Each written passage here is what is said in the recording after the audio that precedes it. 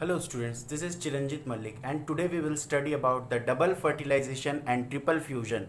The very important phenomenon takes place in flowering plants और angiospermic plants. तो last lecture में हम लोगों ने क्या पढ़ा था? Pollen pistil interaction. Pollen pistil interaction में हम लोगों ने क्या देखा था कि जो पॉलन ग्रेन स्टिग्मा पर आकर पॉलिनेट होता है उसके बाद स्टिग्मा और पॉलन ग्रेन के बीच में एक केमिकल इंटरेक्शन होता है जिसमें स्टिग्मा ये डिसाइड करता है कि पॉलन जो है, जो उसके ऊपर आकर गिरा है पॉलन, वो पॉलन राइट टाइप का है या नहीं। ठीक है, वो डिसाइड करता है। अगर पॉलन राइट टाइप का है, ठीक है, तो उसे वो जर्मिनेट करने और उसके पॉलन ट्यूब को इलोंगेट करने का मौका देता है। अगर वो पाता है कि नहीं, पॉलन ग्रेन जो आया हुआ है वो दूसरे स्पीसीज का है या रॉन्ग टाइप का है ना, तो फिर वो उसे जर्मिनेट ही नहीं करने देता है। ठीक है, सो यहाँ तक हम लोगों ने कल देख लिया था। अब आगे देखते हैं। अब मान लेते हैं कि जो पॉलन ग्रेन यहाँ पर आकर गिरा है वो राइट टाइप का है, कंपेटिबल है, तो फिर क्या होता है कि उसमें पॉलन जो है वो जर्मिनेट करता है और उसमें से पॉलन ट्यूब निकलता है और ये पॉलन ट्यूब जो है वो ग्रोथ करते हुए, इलोंगेट करते हुए कहाँ से एंटर करता है? इस माइक्रोपाइलर एंड के थ्रू एंटर करता है। ठीक है, माइक्रोपाइल एंड से ही वो एंटर करता है। माइक्रोपाइलर एंड से एंटर करने के बाद वो न्यूसेलस, ये देखो ये न्यूसेलस है। न्यूसेलस के बारे में मैं बता चुका हूँ पहले भी। न्यूसेलस को पार करते हुए वो कहाँ पहुंचता है? एम्ब्रायोसेक में पहुंचता है। ठीक है, एम्ब्रायोसेक में भी वो कहाँ से एंटर करता है? देखो माइक्रोपाइलर एंड की तरफ सबसे पहले उसे क्या मिलेगा? Egg apparatus. ठीक है, तो एग एपरेटस के थ्रू वो एंटर करता है एम्ब्रायोसेक में। ठीक है, एग एपरेटस में भी वो कहाँ से एंटर करेगा? ये जो साइनरगिड है, ठीक है ना, the pollen tube enters in the embryo sac through the filiform apparatus of synergids. वो एंटर करेगा साइनरगिड्स के फिलीफॉर्म एपरेटस नाम के पार्ट से। ठीक है, यहाँ पर साइनरगिड के में एक पार्ट होता है जिसको कहते हैं फिलीफॉर्म apparatus। ठीक है, filiform, what is the function of filiform apparatus? So filiform apparatus guides the entry of the pollen tube. ठीक है, सो वो गाइड करता है कि कहाँ से एंटर करना है। तो एक साइनरगिड के फिलीफॉर्म apparatus के थ्रू वो एंटर कर रहा है। सो अब सेकंड पॉइंट है, one of the male gamete fuses with the egg cell and forms a zygote, it is called syngamy. अब देखो पॉलन ट्यूब के थ्रू ये जनरेटिव सेल के न्यूक्लियाई जो है वो आ तो गए हैं और दो जनरेटिव न्यूक्लियाई हैं। ठीक है, आ गए एम्ब्रायोसेक में, वो पहुंच गए हैं। अब देखो क्या होता है, दो न्यूक्लियाई है तो इसके भी दो न्यूक्लियाई को वो फर्टिलाइज करेगा। ठीक है ना, फीमेल गैमेटोफाइट 8 न्यूक्लिएट होता है और मेल गैमेट कितने आए हैं? 2 आए हैं। तो किसी भी दो न्यूक्लियाई को वो फर्टिलाइज करेगा। किसी भी दो न्यूक्लियाई मतलब किसी को भी नहीं कर देगा, वो किसको करेगा? एक करेगा एग सेल को। ठीक है, one of the male gamete fuses with the egg cell and forms a zygote, it is called syngamy। इसमें से जो एक मेल गैमेट है, ये देखो ये मेल गैमेट किसको करेगा फर्टिलाइज? सबसे पहले इस एग सेल को करेगा। ठीक है, एग एपरेटस में एक एग और दो साइनर्जिड्स होते हैं, ये हम लोग को पता है। तो एग सेल को वो फर्टिलाइज करेगा, एक मेल गैमेट। ठीक है, फर्टिलाइज करके क्या बनाएगा? जाइगोट बनाएगा। ठीक है, तो जाइगोट क्या होगा? 2n होगा, है ना। क्यों 2n होगा? क्योंकि मेल गैमेट का भी प्लॉइडी n है, इसका भी प्लॉइडी n है, n और n मिलकर 2n बनाएगा। ठीक है, जाइगोट हो गया। It is called syngamy. इस प्रोसेस को हम लोग कहते हैं सिनगेमी। तो syngamy is very important. What is syngamy? Syngamy is the fusion of male gamete and the egg cell. ठीक है, एग सेल और एक मेल गैमेट के फ्यूजन को हम लोग सिनगेमी कहते हैं। सो यहाँ हम लोगों ने देखा कि जो एक मेल गैमेट है ना, एक मेल गैमेट जो है वो एग सेल को फर्टिलाइज किया और जाइगोट बना लिया। ठीक है, ये एक मेल गैमेट है ब्लू कलर का, वो एग सेल को फर्टिलाइज करके जाइगोट बना लिया। दूसरा मेल गैमेट क्या करेगा? ये पोलर न्यूक्लियाई, ये दोनों पोलर न्यूक्लियाई को फर्टिलाइज करके क्या बनाएगा? एंडोस्पर्म बनाएगा। देखो कैसे फर्टिलाइज करेगा इसको। सबसे पहले तो ये जो पोलर न्यूक्लियाई दोनों अलग अलग हैं, है ना, अलग अलग हैं, वो दोनों पोलर न्यूक्लियाई पहले फ्यूज करेंगे, दोनों आपस में मिलकर के एक न्यूक्लियस बनाएंगे। ठीक है, तो ये भी पोलर न्यूक्लियाई n था, ये भी n था, दोनों मिलकर क्या हो गया? 2n, जिसको हम लोग क्या नाम देंगे? Secondary nucleus. पोलर न्यूक्लियाई आपस में मिलकर क्या बना लिए? Secondary nucleus. ठीक है, अभी सेकेंडरी न्यूक्लियस का प्लॉइडी क्या है? 2n। अब ये 2n वाला जो सेकेंडरी न्यूक्लियस है, अब जाकर वो मेल गैमेट से फर्टिलाइज होगा। ठीक है, फिर मेल गैमेट उसको फर्टिलाइज करेगा, तो क्या बन जाएगा, secondary nucleus plus male gamete, ये 2n और ये n, ठीक है, बनकर क्या बन गया 3n, यानी कि जो प्राइमरी एंडोस्पर्म न्यूक्लियस बना, ठीक है, उसका प्लॉइडी क्या होगा 3n, याद रहे प्राइमरी एंडोस्पर्म न्यूक्लियस का प्लॉइडी क्या होता है 3n, जबकि यहाँ पर जो हम लोगों का बना जाइगोट वो क्या है 2n है, ठीक है ना, क्यों, क्योंकि 2n में जाइगोट में एक मेल गैमेट और एक फीमेल गैमेट का फ्यूजन हुआ, ठीक है, लेकिन इसमें क्या हुआ 2 फीमेल गैमेट और 1 मेल गैमेट का फ्यूजन हुआ, तो तीन न्यूक्लियाई फ्यूज किए आपस में ना, सो इसमें क्या हो गया ट्रिपल फ्यूजन, 3 न्यूक्लियस का फ्यूजन हुआ है, इसीलिए इसको बोलते हैं हम लोग ट्रिपल फ्यूजन। देखो यहाँ लिखा हुआ है, at first the polar nuclei fuses with each other and forms a secondary nucleus, सबसे पहले ये दोनों पोलर न्यूक्लियाई आपस में फ्यूज करेंगे और बनाएंगे सेकेंडरी न्यूक्लियस, फिर ये secondary nucleus, now the secondary nucleus fuses with the male gamete and forms a primary endosperm nucleus, जिसको पेन पेन भी कहते हैं, जो कि 3n होता है, ठीक है, फिर ये सेकेंडरी न्यूक्लियस क्या करता है, एक मेल गैमेट से फर्टिलाइज होकर के क्या बना लेगा प्राइमरी एंडोस्पर्म न्यूक्लियस, ठीक है, तो PEN, ठीक, as total 3 nuclei are fused with each other it is called triple fusion, क्योंकि यहाँ पर 3 न्यूक्लियाई फ्यूजन में लग रहे हैं, 1 2 3 न्यूक्लियाई लग रहे हैं, इसीलिए इसको हम लोग कहते हैं ट्रिपल फ्यूजन। समझ में आ गया, triple fusion is very important, याद रखना इसको ट्रिपल फ्यूजन। अब एक और टर्म आता है डबल फर्टिलाइजेशन, जिसके बारे में हम लोग अभी पढ़ रहे हैं। डबल फर्टिलाइजेशन क्या होता है, फर्टिलाइजेशन मतलब क्या होता है fusion of male and female gamete, ठीक है, ट्रिपल फ्यूजन समझ में आ गया ना, ट्रिपल फ्यूजन समझ में आ गया। अब डबल फर्टिलाइजेशन क्या होता है, फ्यूजन ऑफ मेल गैमेट, ठीक है, male and female gamete, fusion of male and female gamete को हम लोग क्या कहते हैं फर्टिलाइजेशन। तो यहाँ पर फ्यूजन मेल और फीमेल गैमेट का कितना बार हो रहा है, देखो एक तो यहाँ पर हो रहा है मेल और फीमेल गैमेट का फ्यूजन, ठीक, एक बार हुआ, और यहाँ भी एक बार हुआ, ये फीमेल गैमेट है जो कि सेकेंडरी न्यूक्लियस बनाएगा, और ये मेल गैमेट है, ठीक है ना, तो यहाँ पर भी मेल और फीमेल गैमेट का फ्यूजन हो रहा है, तो टोटल 2 बार क्या हो रहा है फर्टिलाइजेशन हो रहा है ना, एक बार यहाँ फर्टिलाइजेशन हो रहा है, एक बार यहाँ फर्टिलाइजेशन हो रहा है, भले प्रोडक्ट कुछ और बने, प्रोडक्ट इसमें जाइगोट बनता है, इसमें एंडोस्पर्म बनता है, प्रोडक्ट कुछ भी बने लेकिन मेल गैमेट और फीमेल गैमेट होना चाहिए, तो यहाँ मेल गैमेट और फीमेल गैमेट का हो रहा है, यहाँ भी मेल गैमेट और फीमेल गैमेट का हो रहा है, टोटल 2 बार फर्टिलाइजेशन हो रहा है, इसीलिए इस प्रोसेस को हम लोग क्या कहते हैं डबल फर्टिलाइजेशन। समझ में आ गया।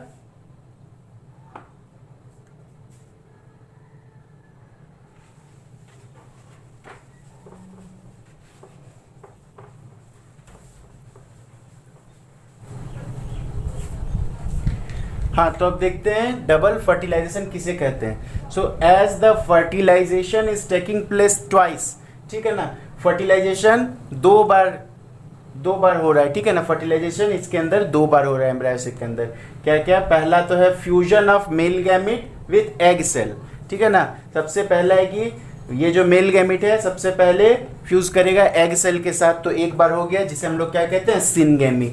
दूसरा कहाँ फ्यूजन हो रहा है, fusion of male gamete with secondary nucleus, ये सेकेंडरी न्यूक्लियस के साथ ये मेल गैमेट फ्यूज कर रहा है, तो 2 बार फ्यूजन हो गया, जिसे हम लोग क्या कहते हैं ट्रिपल फ्यूजन है ना, fusion of male gamete with secondary nucleus, जिसको ट्रिपल फ्यूजन कहते हैं, और ये वाला फ्यूजन को क्या कहते हैं सिनगेमी। तो सिनगेमी और ट्रिपल फ्यूजन यानी कि 2 बार हो रहा है फ्यूजन, है ना, तो इसको हम लोग कहते हैं डबल फर्टिलाइजेशन।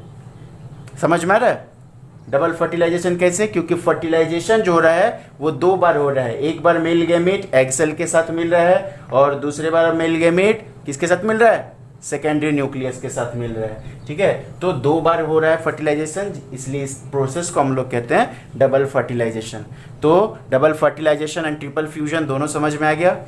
और एक चीज कि डबल फर्टिलाइजेशन जो है वो एंजियोस्पर्म का कैरेक्टरिस्टिक फीचर है, ठीक है, क्योंकि डबल फर्टिलाइजेशन सिर्फ और सिर्फ एंजियोस्पर्म्स में ही देखा जाता है, ये किसी और प्लांट में नहीं होता है, ये ना तो जिम्नोस्पर्म में दिखेगा, ना एल्गे, ना ब्रायोफाइट्स, ना टेरिडोफाइट्स, किसी में भी नहीं दिखेगा, सिर्फ और सिर्फ ये एंजियोस्पर्मिक प्लांट्स का ही कैरेक्टरिस्टिक फीचर है डबल फर्टिलाइजेशन, याद रखना।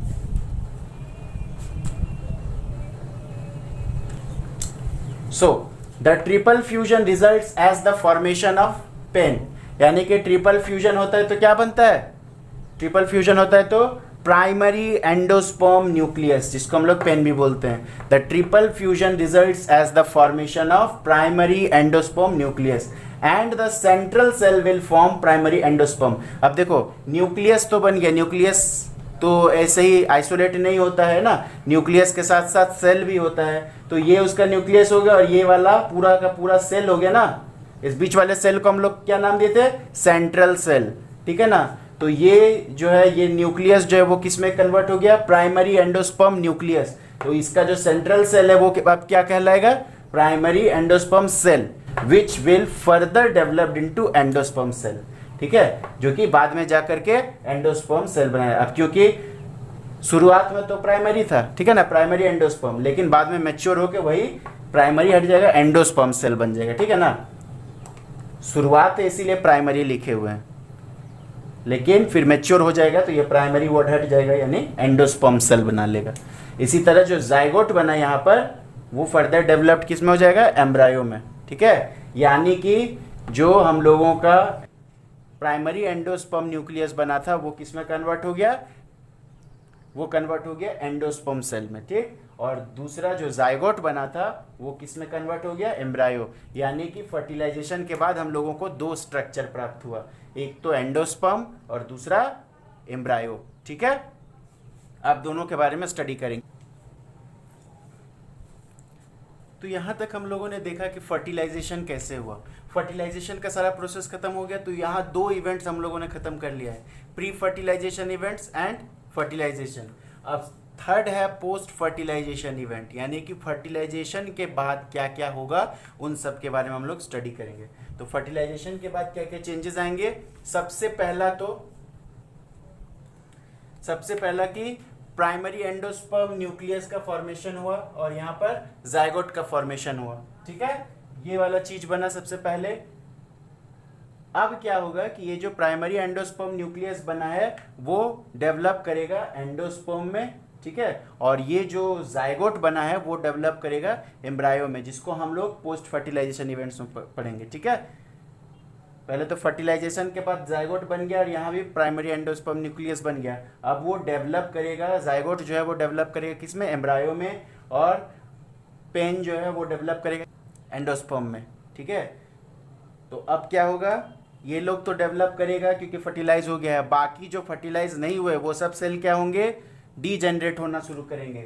ये साइनरगिड, ये दोनों जो साइनरगिड हैं ये दोनों फर्टिलाइज नहीं हुए हैं, तो ये दोनों और ये तीनों एंटीपोडल सेल्स भी फर्टिलाइज नहीं हुए हैं। तो ये पांचों सेल जो होते हैं क्या होते हैं, डीजेनरेट होना शुरू हो जाते हैं। फर्टिलाइज तो सिर्फ तीन न्यूक्लियाई हो गए हैं, ठीक है ना, फर्टिलाइज तो सिर्फ 3 न्यूक्लियाई हुए हैं। सो ये 3 न्यूक्लियाई जो है वो डेवलप करेगा आगे, ठीक है, बाकी जो है सारे डीजेनरेट हो जाएंगे, यानी कि antipodal cells and the synergids will degenerate completely, ठीक है, ये चीज याद रखना। फिर क्या होगा देखो, the primary endosperm cell is developed into endosperm and the zygote develop into embryo, ये चीज होता है पोस्ट फर्टिलाइजेशन इवेंट में। फिर क्या होगा, during this development the nucellus is used up completely, ठीक है। न्यूसेलस तो पता होगा, ये पूरा का पूरा किसका, ओव्यूल का स्ट्रक्चर है, ठीक है ना, ये ओवरी है, ओवरी के अंदर ओव्यूल रहता है, ये ओवरी का सारा पार्ट, ओव्यूल के सारे पार्ट्स मैंने बता दिए थे। ओव्यूल के ये दोनों इंट्यूगमेंट्स हैं, है ना, ये वाला ब्लू वाला पार्ट क्या है, न्यूसेलस है, न्यूसेलस के अंदर एम्ब्रायो सेक होता है ना, इन सारे के बारे में हम लोग पढ़ चुके हैं पहले ही स्ट्रक्चर में। तो यहाँ पर जो न्यूसेलस वाला पार्ट है ना, तो जब ये पेन जो है वो डेवलप करेगा एंडोस्पर्म में और ये जाइगोट डेवलप करेगा किसमें, एम्ब्रायो में, तो इस डेवलपमेंट के दौरान ये जो न्यूसेलस के सेल्स हैं उसको वो धीरे धीरे यूज अप करेगा, ठीक है ना। जाइगोट का और पेन का जब डेवलपमेंट होगा तो ये सारे जितने भी सेल है वो सब यूज हो जाएंगे, यूज कर लिए जाएंगे, ठीक है। तो इस तरीके से न्यूसेलस के सारे सेल खत्म हो जाएंगे, जनरली यही होता है। लेकिन समटाइम्स क्या होता है कि ये न्यूसेलस बच जाते हैं और सीड्स में दिखाई देते हैं, ठीक है। जब ये न्यूसेलस के कुछ सेल जो है वो बच जाते हैं और जब इसमें सीड बनता है, ठीक है, तो उन सीड्स में ये न्यूसेलस दिखाई देते हैं, ठीक, क्योंकि उसका जो न्यूसेलस है वो कुछ अमाउंट तक बच गया है। तो वैसे टाइप के जो बचे हुए न्यूसेलस होते हैं उनको कहा जाता है perisperm. Very important term, perisperm. Perisperm किसे कहते हैं? The persistent nucellus is called perisperm. ठीक है। कभी कभी क्या होता है कि डेवलपमेंट के दौरान सारे के सारे न्यूसेलस जो हैं वो कंज्यूम कर लिए जाते हैं, बट समटाइम्स क्या होता है कि ये न्यूसेलस जो है वो डेवलप्ड सीड में दिखाई दे जाते हैं। ठीक है। तो इस तरीके के जो न्यूसेलस हैं, बचे कुछ न्यूसेलस हैं, उनको क्या कहेंगे? पेरिस्पर्म। ठीक है। ये कहाँ दिखाई देगा? एग्जाम्पल में है बीट रूट और ब्लैक पेपर, ये दोनों में दिखाई देता है, बीट रूट के सीड्स में और ब्लैक पेपर के सीड्स में। ठीक है ना। ये जो ओव्यूल है यही आगे चलकर सीड बनाएगा, ये ओव्यूल सीड बनाएगा और ये ओवरी क्या बना लेगा? फ्रूट बना लेगा, याद रखना।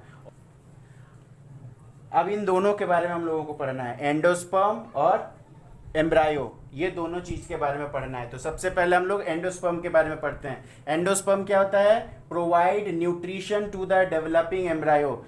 एंडोस्पर्म जो बन रहा है वो क्यों बन रहा है? वो बन रहा है, वो एक न्यूट्रिटिव टिश्यू है। ठीक है। वो न्यूट्रिटिव टिश्यू, वो न्यूट्रिशन प्रोवाइड करता है। जो जायगोट डेवलप होकर धीरे धीरे एम्ब्रायो बनेगा तो उस दौरान उसको न्यूट्रिशन चाहिए, न्यूट्रिशन चाहिए, तो वो न्यूट्रिशन कौन देगा? एंडोस्पर्म देगा। ठीक है। जो कि डेवलपिंग एम्ब्रायो को क्या देता है? न्यूट्रिशन प्रोवाइड करता है। So generally the endosperm is completely consumed by developing embryo, but sometimes it remains. This types of seeds are called endospermic seeds. इस दौरान क्या होगा कि जब एंडोस्पर्म डेवलप करेगा, है ना, जब एंडोस्पर्म डेवलप करता है तो ये पेन क्या है? पेन आखिर तो उसको न्यूट्रिशन देने के लिए है, तो ये जो एम्ब्रायो है उसको कंज्यूम करता हुआ चलता है। ठीक है। एंडोस्पर्म को कंज्यूम करता हुआ चलता है, तो धीरे धीरे धीरे पूरा का पूरा एंडोस्पर्म को कंज्यूम कर लेता है। जैसे जैसे एम्ब्रायो डेवलप होगा वो एंडोस्पर्म को कंज्यूम करता हुआ चलेगा। ठीक है। धीरे धीरे सारा एंडोस्पर्म जो है वो खत्म हो जाता है। ठीक। लेकिन समटाइम्स इट रिमेन्स, लेकिन कभी कभी क्या होता है कि ये बच जाता है। ठीक। जैसे जिस तरीके से न्यूसेलस बच गया था उसी तरह कभी कभी एंडोस्पर्म भी थोड़ा सा बच जाता है। तो उस टाइप के सीड्स में जहां पर एंडोस्पर्म दिखाई देगा, बचा हुआ एंडोस्पर्म, उसको कहेंगे एंडोस्पर्मिक सीड्स। ठीक है। एंडोस्पर्मिक सीड्स के बारे में हम लोग पढ़ेंगे जब सीड फॉर्मेशन में पढ़ेंगे। ठीक है ना।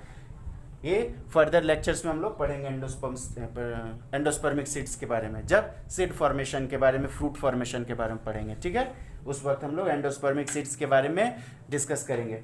तो इसमें क्या हो रहा था कि जो एंडोस्पर्म है कंप्लीटली कंज्यूम कर लिया जाता है डेवलपिंग एम्ब्रायो के द्वारा, लेकिन कभी कभी ये बचा हुआ रह जाता है जिसे हम लोग कहते हैं एंडोस्पर्मिक सीड्स। ठीक है। अब पढ़ते हैं एंडोस्पर्म के टाइप्स। एंडोस्पर्म कितने टाइप्स के होते हैं?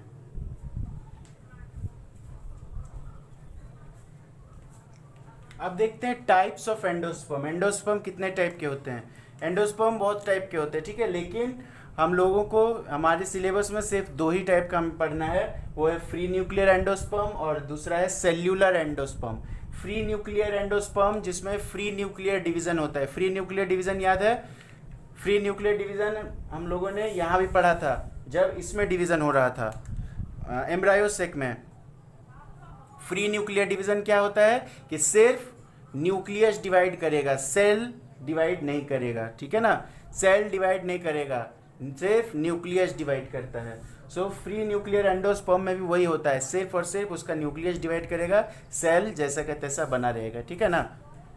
तो उसे हम लोग फ्री न्यूक्लियर एंडोस्पर्म बोलेंगे। देखो, only the nuclei of endosperm will divide but the cell remains undivided. ठीक। यानी ये डायग्राम देखकर समझ सकते हो, ये एक सेल है, उसका एक न्यूक्लियस है, वो न्यूक्लियस डिवाइड करके दो हो गया, 2 से 4 हो गया, 4 से 8 हो गया, 8 से 16 न्यूक्लियाई बन गया है ना। लेकिन सेल एक ही है। ठीक। सिर्फ न्यूक्लियस डिवाइड कर रहा है। वैसे हम लोग सेल डिवीजन में, नॉर्मली सेल डिवीजन में क्या करते थे कि पहले कैरियोकाइनेसिस होता था, फिर साइटोकाइनेसिस होता था। यानी पहले न्यूक्लियस डिवाइड करता था और न्यूक्लियस डिवाइड के तुरंत बाद फिर सेल भी डिवाइड करता था। ठीक है। यही पढ़े थे हम लोग सेल डिवीजन में। लेकिन फ्री न्यूक्लियर डिवीजन में क्या होता है कि सिर्फ और सिर्फ न्यूक्लियस डिवाइड करता है, सेल इंटैक्ट बना रहता है। ठीक। तो इसमें फ्री न्यूक्लियर एंडोस्पर्म इसी तरीके से बनेगा क्योंकि उसमें फ्री न्यूक्लियर डिवीजन होता है, इसीलिए उसका नाम फ्री न्यूक्लियर एंडोस्पर्म है। इसका एग्जाम्पल क्या है? Coconut tender. कोकोनट टेंडर मतलब उसका जो वाटर होता है, ठीक है ना, नारियल का जो पानी होता है वो क्या है, फ्री न्यूक्लियर डिवीजन से बनता है। कोकोनट टेंडर और वाटर वो है फ्री न्यूक्लियर एंडोस्पर्म का एग्जाम्पल। इसे याद कर लेना, इसका एग्जाम्पल बहुत इंपॉर्टेंट है, कई बार कॉम्पिटिटिव एग्जाम्स में भी पूछा जा चुका है कि कोकोनट वाटर जो है वो किसका एग्जाम्पल है, तो वो फ्री न्यूक्लियर डिवीजन का एग्जाम्पल है। दूसरा है सेल्यूलर एंडोस्पर्म। सेल्यूलर एंडोस्पर्म जो कि नॉर्मली जैसे सेल डिवाइड करता है वैसे ये भी डिवाइड करेगा। The nuclei as well as the cell will divide, ठीक है, न्यूक्लियस भी डिवाइड करेगा और सेल भी डिवाइड करेगा, जैसा कि नॉर्मल एक सेल में होता है, एक सेल से दो सेल, ठीक है ना, एक सेल से दो सेल बना और दोनों का न्यूक्लियस भी दो दो बना, ठीक है, फिर 2 से 4 बना, 4 से 8 बना, 8 से 16, इस तरीके से सेल भी डिवाइड कर रहा है और न्यूक्लियस भी डिवाइड कर रहा है। देखो न्यूक्लियस में 1, फिर 2, 2 से 4, 4 से 8, और सेल को देखो 1, 1 से 2, 2 से 4, 4 से 8, सेल और न्यूक्लियाई दोनों डिवाइड कर रहा है, ठीक है। इसका एग्जाम्पल क्या होगा, इसका एग्जाम्पल भी कोकोनट होगा, लेकिन ये क्या है, कोकोनट कर्नल, ठीक है ना। कोकोनट कर्नल मतलब उसका जो व्हाइट पार्ट है जिसको हम लोग खाते हैं, white edible part, coconut kernel जो होता है वो सेल्यूलर एंडोस्पर्म है, और जो उसका पानी है, नारियल वाला पानी है जिसे हम लोग पीते हैं, वो क्या है, फ्री न्यूक्लियर एंडोस्पर्म। समझ में आ गया, दोनों का एग्जाम्पल कोकोनट, लेकिन एक कोकोनट टेंडर है जिसको हम लोग वाटर भी कहते हैं, वो फ्री न्यूक्लियर है, और कोकोनट कर्नल जो कि व्हाइट एडिबल पार्ट है उसे सेल्यूलर एंडोस्पर्म। याद रखना, दोनों में कंफ्यूज मत हो जाना। आगे समझ में, तो यहां तक हम लोगों का था एंडोस्पर्म का पार्ट, ठीक है। पोस्ट फर्टिलाइजेशन इवेंट शुरू करके हम लोग एंडोस्पर्म के बारे में पढ़ चुके। अब एक दूसरा स्ट्रक्चर जो बच गया, जो कि फर्टिलाइजेशन के रिजल्ट में बनता है। फर्टिलाइजेशन के रिजल्ट में 2 चीज बन रहा था, एक एंडोस्पर्म और दूसरा एम्ब्रायो, ठीक है ना। तो एंडोस्पर्म के बारे में हम लोग पढ़ लिए हैं, और ये जो एम्ब्रायो है उसके बारे में हम लोग नेक्स्ट लेक्चर में डिस्कस करेंगे, ठीक है। सो एम्ब्रायो के बारे में हम लोग सारा कुछ पढ़ेंगे कि वो उसके टाइप क्या क्या है, स्ट्रक्चर कैसा होता है, ठीक, आगे चल के कौन क्या बनाएगा, ये सब के बारे में हम लोग डिस्कस करेंगे। तो ये लेक्चर यहीं पे ख़त्म करते हैं। सो पढ़ाई करते रहिए। Best of luck.